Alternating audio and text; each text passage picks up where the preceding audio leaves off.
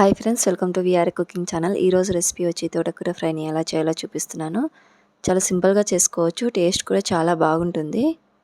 ముందుగా బాండి పెట్టుకొని 4 టేబుల్ స్పూన్ దాకా ఆయిల్ వేసుకొని, ఆయిల్ బాగా హీట్ అయిన తర్వాత 1 టేబుల్ స్పూన్ ఆవాలు, 1 టేబుల్ స్పూన్ జీలకర్ర వేసుకోవాలి. 10 నుంచి 12 వెల్లుల్లి వేసుకోవాలి. కొంచెం ఫ్రై చేసుకున్న తర్వాత తోటకూరని కట్ చేసుకొని శుభ్రంగా 2-3 సార్లు కడుక్కున్న తర్వాత ఇందులోకి వేసుకోవాలి. వేసుకొని ఒకసారి మొత్తం బాగా కలిసే విధంగా కలుపుకొని మూత పెట్టుకొని ఒక 2 నిమిషాల పాటు మగ్గించుకోవాలి. ఆకు మొత్తం కొంచెం దగ్గర పడిన తర్వాత మళ్ళీ మూత తీసుకొని కొంచెం సాల్ట్ వేసుకోవాలి.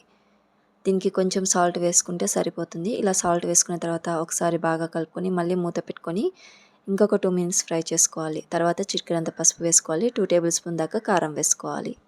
ఒకసారి మొత్తం కలుపుకొని ఒక 1 మినిట్ పాటు ఫ్రై చేసుకుంటే ఎంతో టేస్టీ అయిన తోటకూర ఫ్రై రెడీ అయిపోయినట్టే. మీరు కూడా ఒకసారి ఈ రెసిపీని ట్రై చేసి చూడండి. అలాగే నా ఛానల్ ఫస్ట్ టైం చూసినట్టయితే సబ్స్క్రైబ్ చేసుకోండి, లైక్ చేయండి, షేర్ చేయండి.